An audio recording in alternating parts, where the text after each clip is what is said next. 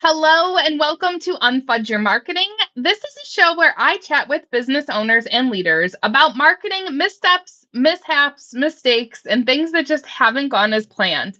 But most importantly, we share the lessons learned with all of you, our listeners. I am your host. I'm Christy Mitchell. I am a marketing strategist, and I work with service-based business owners who have relied on referrals and word of mouth to build their business, and they know in order to grow for the future, they need to finally think more strategically about their marketing. Today, I am so excited to welcome Selena Conmackie and Anna Larson to the show. Once upon a time, two military spouses moved around the world following their active duty soldiers from place to place. Despite thriving and growing professionally, they both felt like something was missing from their world. Then one fateful day in the middle of Texas, Selena met Anna over a fresh-baked batch of pineapple cookies. They realized that their desire to support other entrepreneurs, passion for collaboration, and ability to brainstorm amazing solutions was the start of a friendship that quickly evolved into a one-of-a-kind business partnership. Oh, I'm getting goosebumps as I read this. Meet Selena and Anna, a duo of fun-loving small business owners, digital experts, and strategic smarty pants that offer resources and services to small and medium-sized businesses. With that, I will welcome you ladies to the show. Hi. Oh my gosh. Thanks for having us on. Thank you so much for coming on. I am so excited to flip the table here because I came on your show, a couple years ago? Yeah. Yes. It's been a while. It's been a hot minute. And we were talking about this before we went live. We met on LinkedIn. I think somebody that I know came on your show, and so I saw them post about it, and I was like, I need to know these ladies, and I want to chat with them. So it's 15-ish minute coffee chat, right? Is that what it's called? Yeah. Did I get the name right? Yes. And loosely on the ish, guys. Usually more like very 30 loose. minutes. Yeah, exactly. So, I think the longest we ever had actually went over an hour, but we blame our guests for that because they wouldn't stop talking about really cool stuff. I mean, what do you do, right? It's a good problem to have. I know. It's always so hard for me to end the show at 30 minutes because a lot of times I'm like, all right, we'll just have to do another episode sometime. So true. So true. Like I said, I'm super excited to flip things around and invite you ladies on my show today. A lot of times I have business owners on the show who are talking about their own marketing mistakes and mishaps, but I am really excited for this conversation. And I've had a couple similar conversations with business owners who are in another marketing related field and really talking about the things that they see as often or common mistakes or mishaps that their clients make on their own marketing. So I'm really excited to dive into that conversation with you both today. We are too. Yeah. We love our clients, but sometimes, you're like, please just listen to us. And look, I do want to flip the script on that a little bit, right? Sometimes having clients that are difficult or whichever really kind of helps you even be better for the next client. Do you know what I mean? Because there are just things that you did not realize was a thing until that client came into your life. Yeah. Yes, that's such a great point. I love that. Yes. And we're not talking about difficult, impossible clients. We're talking about common mistakes that we see clients make. Thank you. Because the more we talk about these things, the better off other business owners are who are listening to the show, that they can be like, oh, okay, I need to try and not make that mistake. Right. Exactly. It's all coming from a place of wanting to help others. So you ladies had a few different examples of common things that you see with your clients. So I'm just going to pick one and we're going to start this conversation and I'll let you kind of take it where you want to. So I really, really like the very first idea that we talked about was being afraid to try something new. Yeah. Oh my gosh, Anna. New is hard. Yes, it is. It is very hard, right? For clients, because they're stepping out of their comfort zone. Their business is their baby, right? And so one wrong move affects the business. And so sometimes that really paralyzes them. But you also realize that's what's halting them from kind of moving the needle for their business. And so Anna and I, and we also have our own other clients as well. We've just experienced where we're really, really pushing them to say, hey, I promise you, try email marketing. It can work. You know what I mean? Yeah. Or put your face on. You're such a great speaker. People will be attracted to the owner, in just your personality, or and they're not convinced. They're thinking just static images of just their product is just enough, right? And maybe it is. Yeah. It's just enough, but we want more, right? That's why they hired us. Yep. So I'll say that. And in true fashion of a laptop, I'm going to run and grab my charger because my other charger's not working. So Anna's going to finish off this question real fast. I'll be right back, guys. Be right back. Yeah, I would the only thing what I would add to what Selena said is this is a challenge of trust, right? So when you hire someone to step into your business, which is your baby, then if you haven't, as a marketer, if you have not built up that trust with your client where they trust that you have their best interest in mind, that you truly want to see their business thrive and grow, that's step one for stopping that challenge from happening in the first place. But I also think there's just that innate fear in people of doing something they haven't tried before, especially when it's going to cost them, some money or time or some energy that they maybe don't have so much. So it's just, so it's about building up trust with your client and making sure that they know that you really do want to see them succeed. You're not just throwing things out there like, you know what? I read this in a book. Let's try it. Yes. Yeah. I think that's such a great point that as, for the business owners listening to this conversation, if you are looking to hire an outside person and they are kind of, maybe putting a little pressure on you to do something that sounds a little scary and intimidating and you don't really want to try it, do you trust the expert that you hired? Because if you trust them, then you should give it a shot and do what they're telling you to do because you paid them for their advice. Yes. Yeah. The other thing I would add to this is it's usually not enough to just try it once in marketing, right? Yes. It once is not going to be the proof in the pudding almost ever. You have to do it a few times and get your audience used to this new thing you're trying and let them have a chance to respond to it before you say it didn't work or it worked amazing and we're exactly where I wanted to be now, Yes. Yeah.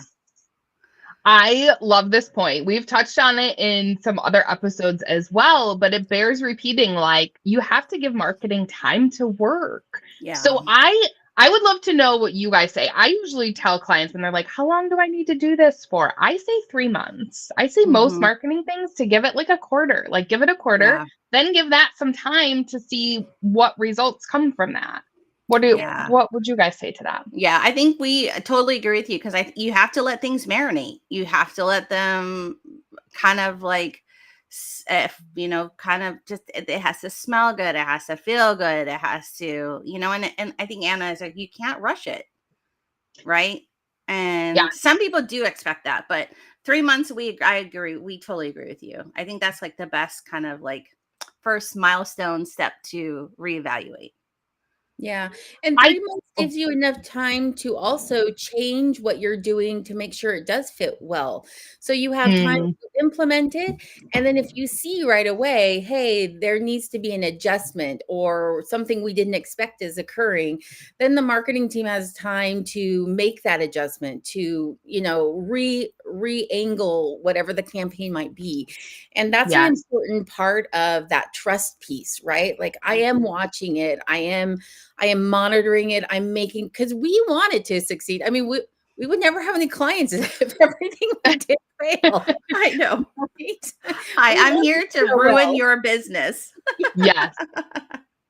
I think that's such a great point, though. It's not set it and forget it for 3 months. It's let's commit to doing this for 3 months. We're going to pay really close attention to it, see what tweaks we might need to make and adjust, and then see what the results might be. I love that point. Yeah.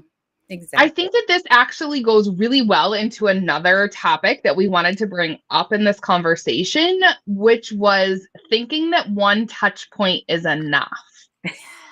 It's never doing the marketing tactic one time is enough. It's not. It's about both the marketing tactic one time, but it's also about one platform or one thing, right? So if you're only doing social media on Facebook, right? And you're unwilling to open up that to other platforms, or if you're only doing static graphics, and it's about marketing is it requires like this part of the reason I love it. All right, I'm totally going like crazy here, but part of the reason I love it is because you get to jump from thing to thing and bring it all together and make this beautiful cohesive package of all the different parts and pieces. Because if we look at people as individuals, which is what our clients are, our customers are, they're individuals and they all love different things, even if they might have this one thing in common. They're looking for it in different ways. They're referring it to it with different language. They are looking for it in different places. And so if you only limit yourself to that one touch point, that one thing, you are missing a whole world of potential customers. Mm-hmm. Yeah. I want to add to that. Sometimes like you think the touch point is also multiple, but sometimes it's like, hey, I put out one email. That's enough. No, put out 7 emails, put out 10 emails, right? You have to constantly just show up. So because the consumers are like inundated with so much other ads and offers and people telling them how to be a better business owner, that you have to show up just as much as they do. Right. So if you do just choose one, don't just show up one post. Don't just show up one email. Right. You have to you have to show up. Like Anna was saying, we have to what is it, Anna? 7 times, right? Before a consumer sometimes makes it. That's what I was going to say. Yeah. I thought it was still 7. That's like the magic number. It's not 7 times you try it. It's 7 times they see what you've tried. And that's a really important part to remember. Because you don't want to make your customers work for it, right? They shouldn't have to go searching through their email to find something for you, because I promise you they're not doing that. In all their free time. Maybe your mom is doing that. My mom is, yes. Not even my sisters, just my mother. That's right. The only one. Sister's too busy. Yeah. Oh my God. I totally relate. Yeah. So totally. Yeah. No. Such a great point that I just want to pull out here from what we're saying is that you need to be showing up in different places. And I'm a big proponent of don't try and be in all of the places. Like I think a lot of times business owners fall on different ends of that spectrum, trying to be in all of the places and not doing any of them well, or only doing one thing, like maybe being on one social channel and they're like, I don't have time for email marketing, right? That's not good either. So we need to make sure we have like enough things, but not too many things, which can be a challenging balance to find, but finding an expert to help guide you in that path is helpful. And like you said, Anna, just because you show up and post doesn't necessarily mean that everyone in your world is going to see it. And I see this a lot with business owners who err on the side, right? It's a continuum again. You have some business owners on one end who are selling all the time and making us all feel icky about selling. And then you have other business owners who are like, I don't want to be pushy. I don't want to send more than one email about this event that I'm hosting because people might unsubscribe and they might, I think I'll only do it once. And that's not good either. Again, we need to find this like happy medium. Yeah. And some of that comes with the not being afraid to try it, right? You have to test the waters. So if you do it 5 times and half your email list unsubscribe, okay, guess what? Maybe that's too many contacts. 5 was too many. Yeah. 5 in one day might have been a lot, right? But at the same time, if you do 5 and only a few people unsubscribe, and they would have unsubscribed regardless of when they saw your email, right? It's okay to like test those waters a little bit. Yeah. Yep.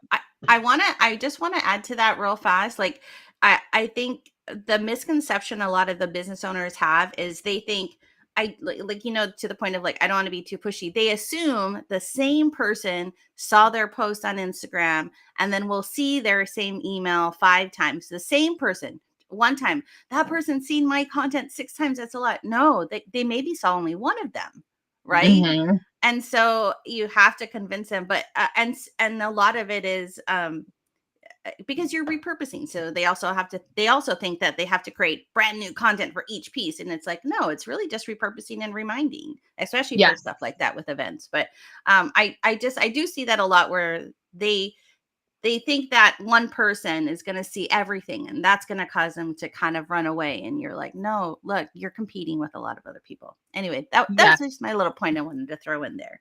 Yeah. No, I love that. And it actually reminded me of something that I'll share on my own marketing. So with trying to do more email marketing, because for a long time I just sent one monthly email newsletter, and then if I was doing an event, then I might add on. But I have been more and more using a story-based LinkedIn post that I've written and sending that out, with some tweaks, formatting stuff in my email.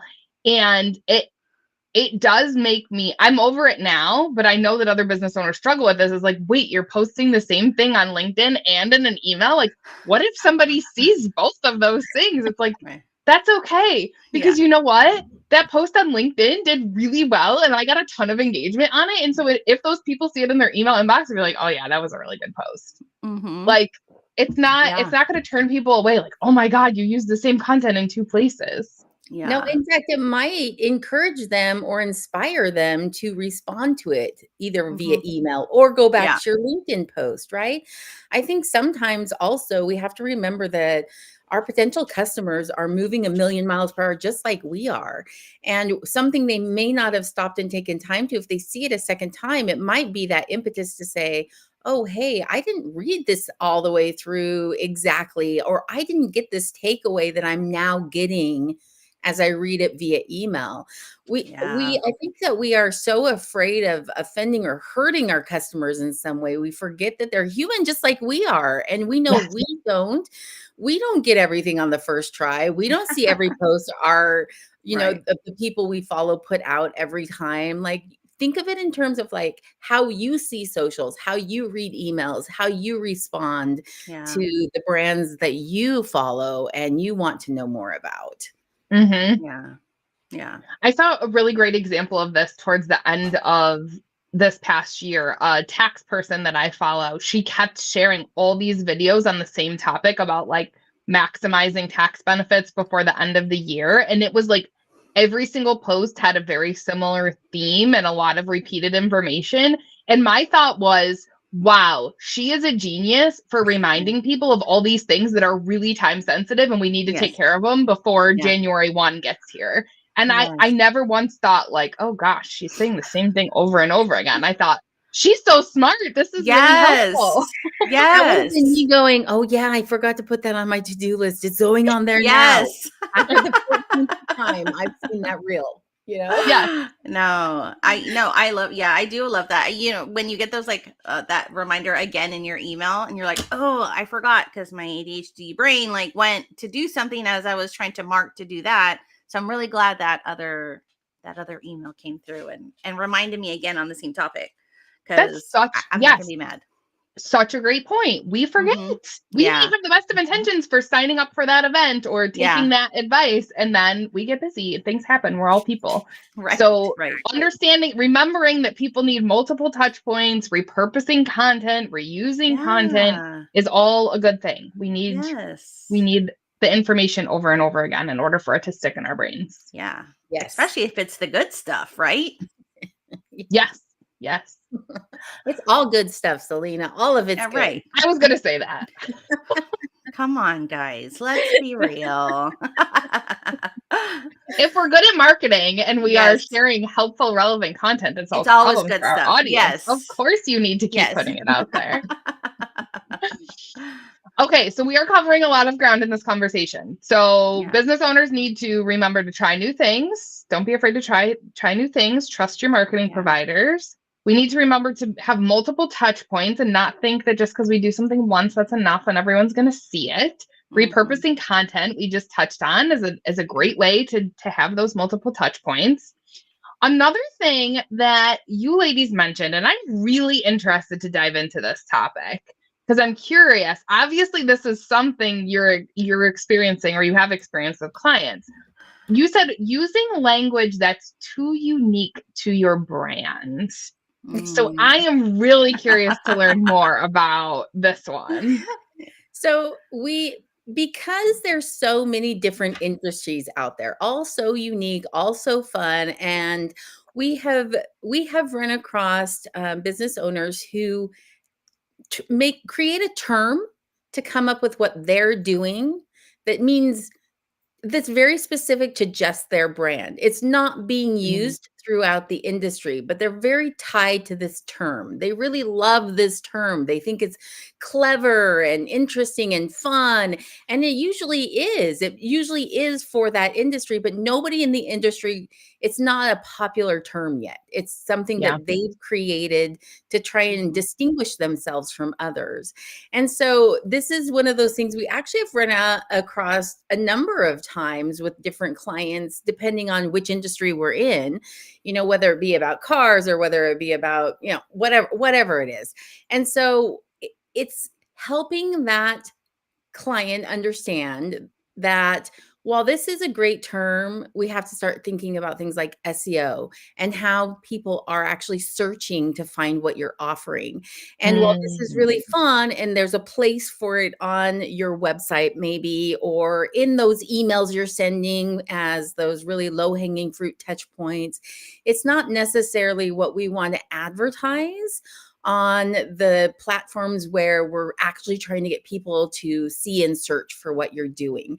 And that's a really hard concept sometimes for them to understand, because they want to be distinguished. They want to be set apart a little bit. And that term, whatever it might be, whatever they're calling their product or whatever term they're using, is the way they think that's going to happen.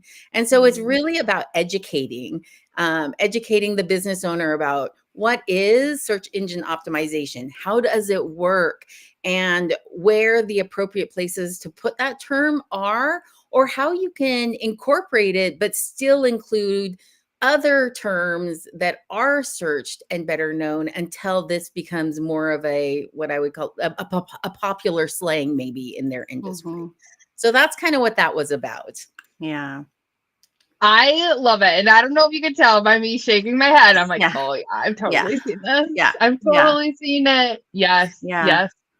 So I'm not going to have you like out any of your clients. I don't know if you can give a specific example. I can give a specific example. I had a client in the investment wealth management space, and they were very tied to the term fee only because it's a different, I've dove deep in this world because I've had multiple clients in this space, but they really felt like that was a differentiator for them. And that was something really important that they needed to put everywhere, that they are a fee only advisor. And when we really dove into it, it's like, that's not what people are searching. Like it's important for people to understand how you're different from other wealth management options out there who are not fee only based, but to Anna's point, like what are people actually searching and what's important to them, and we created a blog post that was educational in nature to explain the differences, because a lot of people don't understand it. Right. But really, really trying to get those decision makers in the business to buy in and understand, like we need to, our marketing, like the marketing content that we're putting out into the world needs to meet people where they're at and not just tell them the things that we think they should know or care about. 100%. I think it's like, what words are you giving the prime real estate to your business?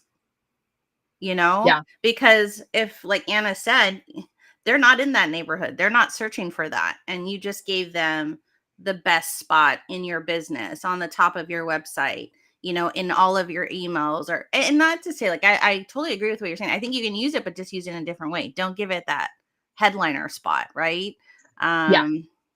Well, I think the business owner, they usually come up, and it's almost always the business owner, right?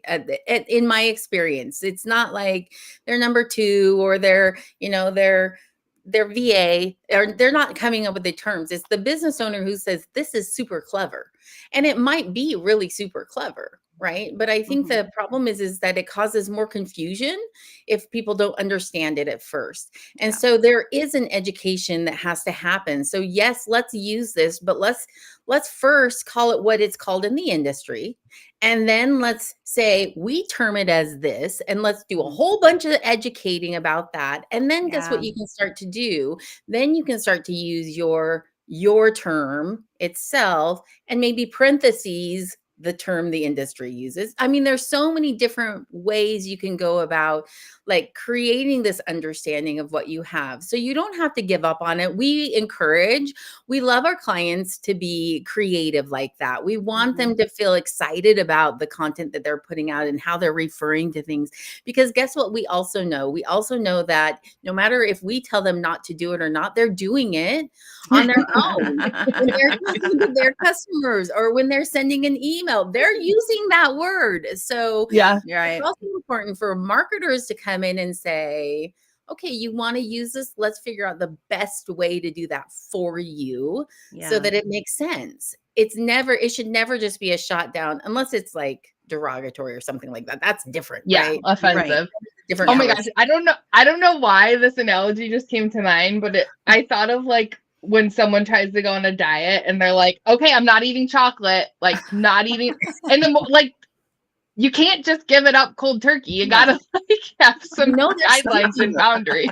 They're sneaking it. They've got like a Reese's M&M thing or something in their pocket that they're pulling out. It's covered in lint, and they're eating it. So true. They're hiding the little bite-sized bits of candy, right? Just to pull it out and be like, it's not the whole thing, though. It's not the whole thing. I love that. So don't tell them not to do it. Give them guidelines for how to do it better. I like that. The other thing that came to mind was I saw a copywriter post about this recently on LinkedIn. Clear over clever, like all day long. Like you need to be clear in your marketing copy. That is clever is fun. That's enticing, but we need to be clear first. Yeah. Definitely. And sometimes those clever uses of words or those, where you mix up a name or something like that, it is clever, but it's not clear. And you're confusing your audience at that point. They're like, wait, because when you said fee only, do you know what I thought? I was like, fee only? Does that mean like things? Doesn't it sound bad? And I didn't know what that meant. Right. Yes. Yeah. Yes, because it's something in the independent RIA space that they see as a positive because it's handled differently than when you're a wealth manager affiliated with, one of those big investment companies where it's not fee only. It's like they take a percentage kind of thing. Yeah. And so, yes. And that was what we were trying to help the business owners see is like, you're seeing this as a positive, but actually like other people who don't understand what it means, it probably looks bad to them. Yes.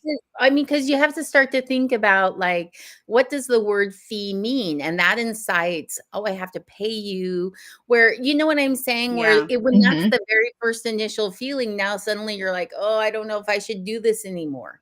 As opposed to feeling inspired to move that direction. Because words really are about evoking that emotion, those feelings in your customers. That's why they want to move forward or they want to learn more.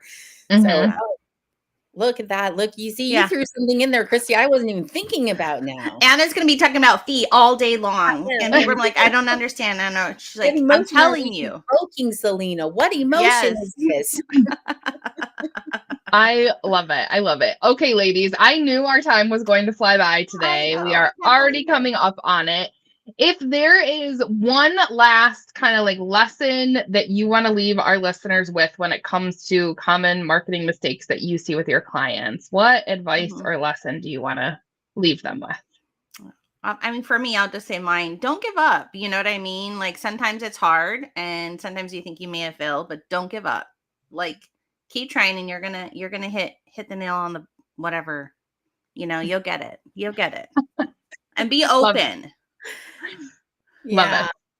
And for me, I would probably say have fun with it. Right? Like marketing should not be drudgery work. Marketing is about connecting with your audience and feeling excited about what you have to share. So if you're not feeling that, it's not happening the way it should. Like you should be excited about the things that you're doing and what you're saying and what you're providing. So that would be my advice to people listening.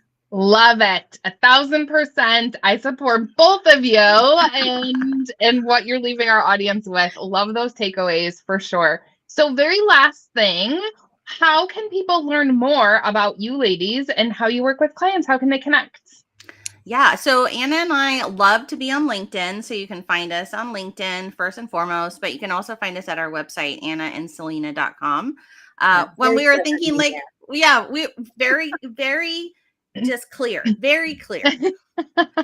When we were like, what should we name our business? And we're like, let's just name it Anna and Selena. That's how everybody tells and refers us. They're like, oh, you need to connect with Anna and Selena. Yeah. Love So, it. We Yeah. would never use a business name. It's always us anyway. So there we go. It's perfect. I love it. Just hammer home that point. We got to be clear. Yeah. Clear and simple works. Awesome. Yes. Thank you, ladies, so much for your time and coming on the show today. I appreciate you sharing your experiences, your expertise, and these common mistakes that you see with your clients. Thank you Thanks for for having having us, us. Christy. It's always Yeah. a pleasure. Yes, we'll definitely need to do it again sometime soon. Yes, 100%. All right. Thanks, everybody. Until next time. Bye. Bye.